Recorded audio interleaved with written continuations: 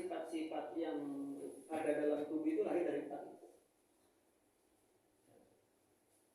Sifat-sifat yang lahir, yang ada dalam diri kita itu semuanya dari karakter-karakter itu. Bahkan tadi saya singgung, nama saja itu.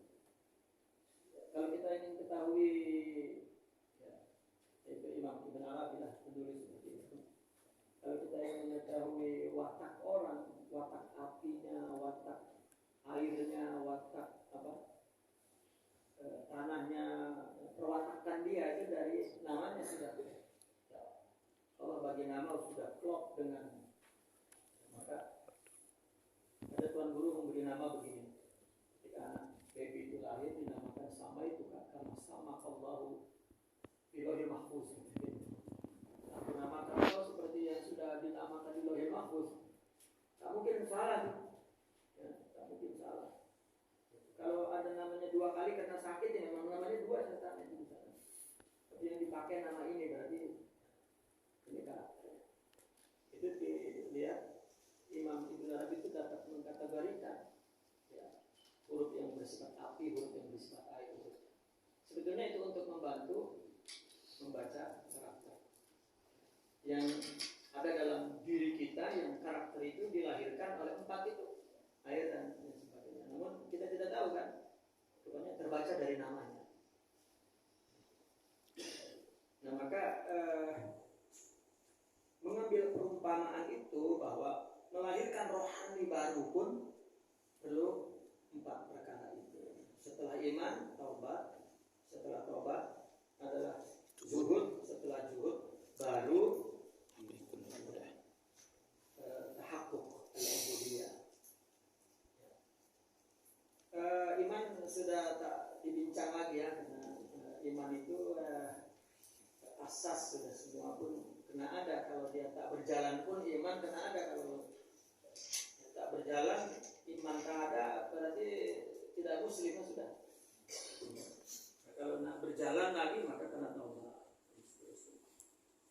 Dan empat tadi dibantu oleh empat, qilatul kalam, qilatul manam, qilatul ta'am, dan qilat iftatil anam.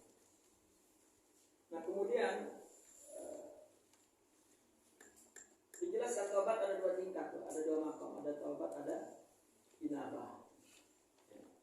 Kalau inabah ini menimbulkan hal dua, yaitu melihat aib diri. Dia melihat perbuatannya kurang terus, tidak sempurna terus. Itu hal yang timbul dari maqam inabah. Inabah pun ini karena taubat nasuha. Kalau taubat nasuha tidak ada, maka tidak ada maqam lain. Maka tiga maqam, katakan tiga dari empat ini kan tiga aja. Katakan tiga maqam ini melahirkan maqam-maqam yang lain, melahirkan hal-hal yang lain. Bahkan buah dari maqam dan hal itu juga dilahirkan. Maka unsurnya yang utama adalah taubat. Seperti unsurnya yang utama adalah air. Nah, taubat nasuha ini dibangun oleh tiga hal. Pertama, muhasabah fi dhahir. Namun muhasabah fi dhahir ini hal yang terjadi sebelum taubat. Hal yang terjadi sebelum taubat.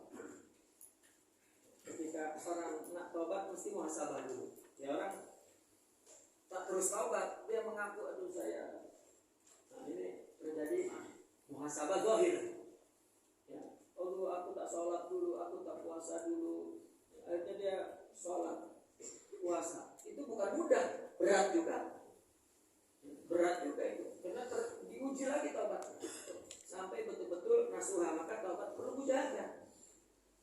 Nah, jika dia nak taubat, maka betul-betul maka akan dia lahirkan makom-makom yang lain.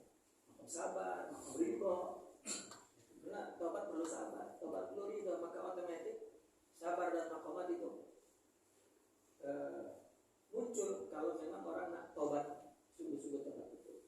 Dan hal yang dilahirkan ketika taubat nasuha itu adalah muraqabatul batin. Jadi ibadahnya sudah untuk Allah itu juga hal taubat, suasana hati yang dilahirkan dari taubat. Dan yang ketiga ada dari ayat.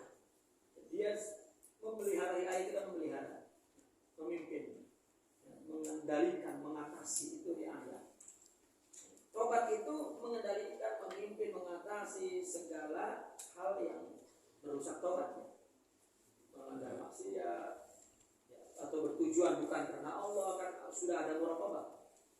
Setelah muraqabah fil batin, maka timbul ar-ri'ayah, ya. Apa? Pemeliharaan diri kepada perbuatan-perbuatan yang tidak diinginkan